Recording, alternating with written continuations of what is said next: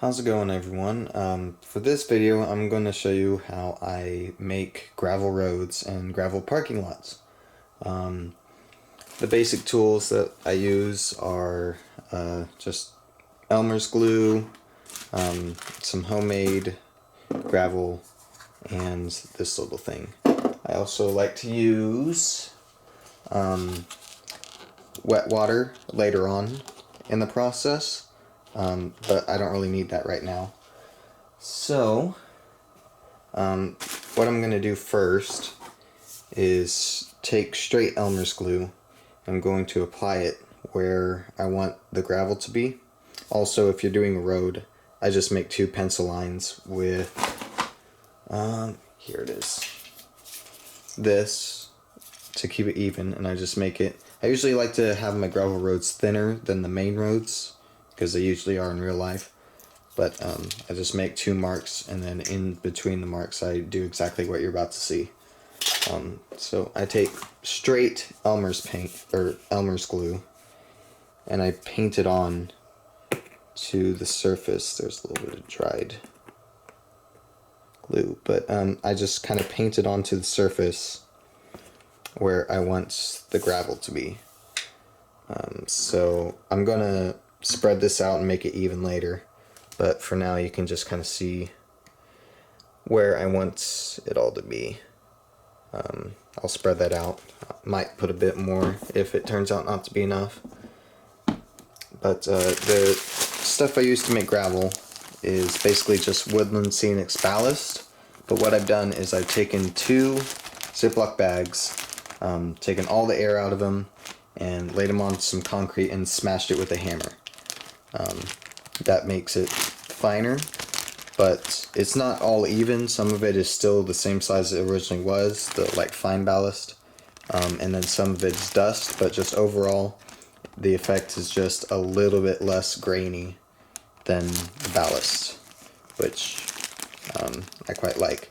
So what I'll do is I'm going to put this into this, which is basically just the salt shaker I made. I didn't have one on hand, so I just took a spray paint can lid, and I poked some holes into it. So this should be perfect for just kind of spreading it around.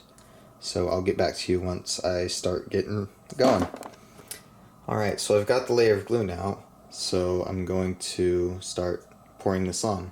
Again, it's just straight Elmer's glue that I like to use for the base layer, just to have a nice, really just strong, gritty surface to continue stacking layers onto. The later layers won't have straight Elmer's glue. We'll start combining the wet water and then diluted Elmer's glue to kind of break through the surface and not have just kind of like a layer cake. Instead, just combine things and just make it one solid layer is for the end result, if that makes sense. But yeah, so now I'm just simply sprinkling this on, and it's not going to be perfect for the first layer. There's going to be base showing through, and if you get it on stuff, just vacuum it up. Some of the dust likes to leave a residue, or not a residue, but just something that you kind of have to smudge off a little harder. It won't just vacuum right up, but usually a finger or a tissue or something like that will do. But yeah, pretty basic. Just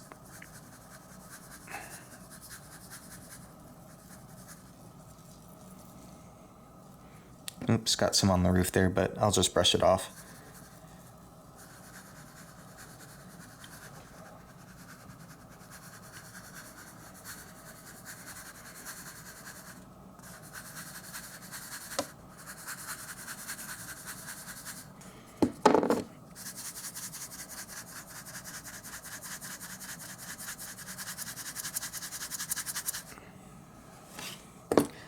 Can't seem to get it out, so it might be stuck, so I'm just going to take my finger and maybe I can just start pouring. Now, not all of this is going to be glued down, or at least not for right now. It should all stay because there should be enough getting grip from the glue that shouldn't go anywhere, but some of it's going to just be resting on top for right now. And you can see how there's still some of the khaki color poking through, but later layers will cover that up. So for now I'm just going to let this dry and then I'll get back to it. Laundry detergent, and it's called wet water. Most people like to use washing up liquid like dish soap, but I like to use laundry soap, and it does just about the same thing. So, or pretty much exactly the same thing. So what I'm actually going to do is just wet down everything that I have very carefully. Like, this is a paper roof, so I got a little bit on there, but it should be fine. I'll just clean it up, but I don't want to get too much on there. So just make sure it's all wetted down. Yep. And what I'm going to do is take watered down Elmer's glue. I'm just going to pour it over the whole area.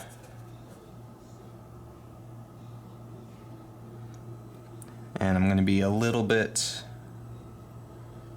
generous with it, which actually might be a little bit too generous right now, but it shouldn't really hurt by having too much. Basically, the more Elmer's glue you put on, the thicker your layer of gravel will be, which can, if you have imperfections underneath the gravel, like it's not 100% smooth and there's holes in it, it will help cover it more by having a thicker layer. So now I'm gonna just sprinkle on, and you can see how it's just absorbing into the Elmer's glue. And I'm just gonna let that absorb until I stop seeing just Elmer's glue on top.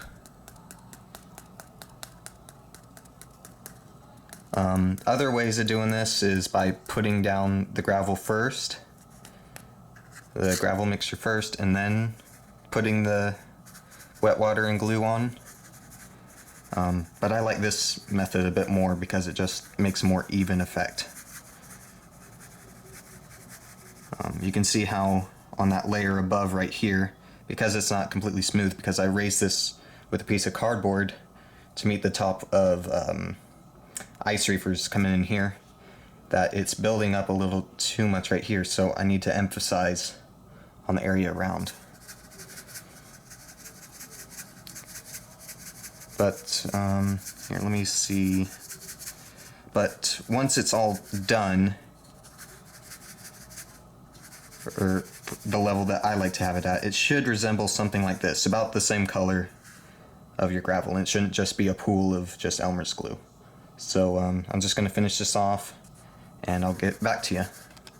Alright, so I sprinkled it all on. You can see that it's mostly covering all the whites, but I just want it to be able to soak in, so it's a nice strong layer. In the middle here, you can still kind of see the line from the piece of cardboard, so I'll probably go back and fill this a little bit more, and then some other areas, but in general, this little parking lot is pretty much done in my eyes. Over here you can see on the road a little bit of glue got on, so some of the ballast or gravel is sticking onto it. So before that dries and becomes a pain to get off, just gonna come in and try to just clean it up a little bit. This might be a little tedious because it's kind of sticking already to the road. I might just use my finger for this.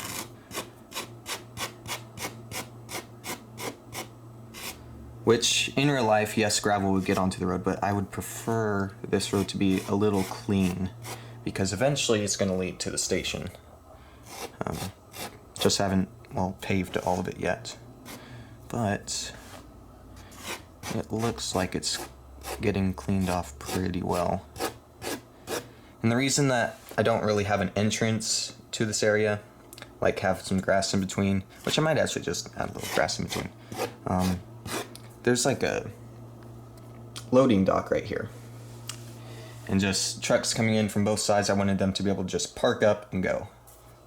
I would assume that's what they would do in real life, have it be the simplest method of just getting any product or ice, I guess, out of the ice house. I'll continue to probably clean this up. What I'm doing, I'm just taking a little bit of my finger. You can see the residue with a little bit of glue and ballast on it. Just wipe it on a towel or something. I just like to get down and dirty with my stuff. All of this isn't sticking on, so I can just brush it off. But eventually I'll probably need to vacuum it up. But so a little bit on the roof. So I'll clean that off. And a little bit on the loading dock over here. So I'll just kind of clean that off with a brush as well. Alright, so once that's dry, here you can see an area that already is dry. Now there's not much contrast between this color and this color, but once this is green, like this area over here, it should make the road stand out enough to where you can see it, and it's not going anywhere. It's nice and strong. So unless you just got a knife or a putty knife or something and just started scraping it up, which would actually be a pretty nice way to get rid of it if you decide you don't like the gravel road, it should be able to stand the test of time with the layout. So that's my video. Thanks for watching.